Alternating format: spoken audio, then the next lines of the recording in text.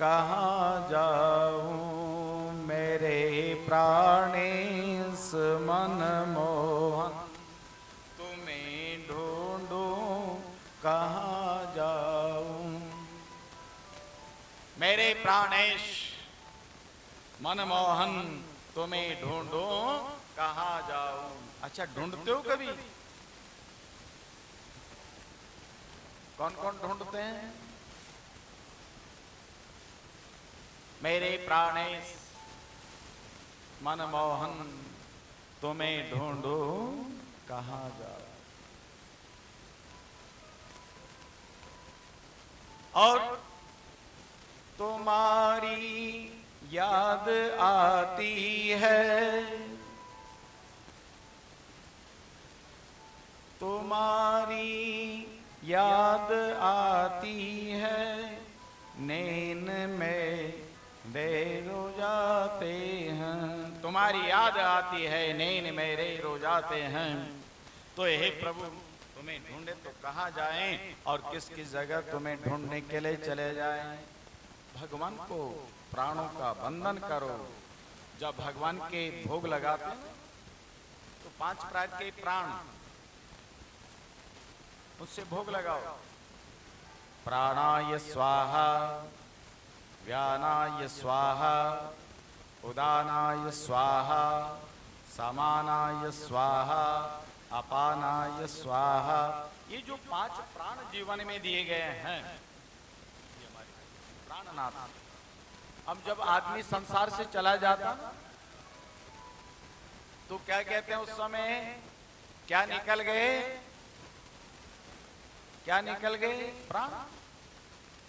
तो प्राण हमारे जीवन का प्रथम अंश है, और जब प्राण निकल जाते हैं फिर हम नहीं ढूंढ पाते।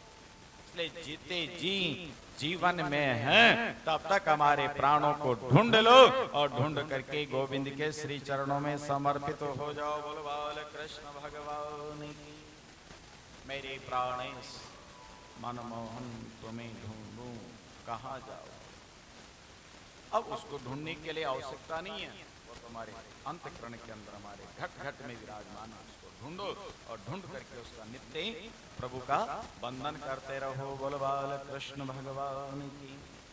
परम आदरणीय परम सम्मान महाराज मैत्रेय जी ने विदुर जी को और सूत जी ने शौनक इत्यादि ऋषियों को, सुखदेव जी ने राजा परीक्षित को एक कथा सुनाई, और कथा सुना करके कहा कि जब कपिल भगवान आकर के विद्यमान हो जाते हैं, कपिल भगवान का प्रादुर्भाव हो जाता है, उस समय माँ देवती कहने लगी क्या बेटा, मानव जीवन में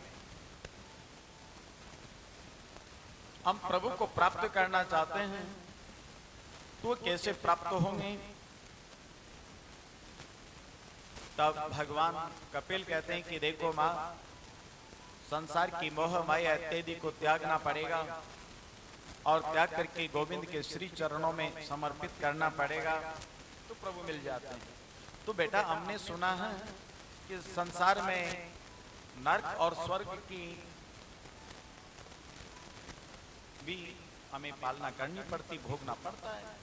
तो कहा हाँ मैया, नरक भी भोगना पड़ता और स्वर्ग भी भोगना पड़ता है। का कैसे? का अपने कर्मों के अनुसार। जैसे कर्म करोगे वैसा आपको नरक और स्वर्ग भोगना पड़ता है। तो कहने लगे नरक किसको कहा जाता है और स्वर्ग किसको कहा जाता है? तो का ये तो कोई देख नहीं पाते,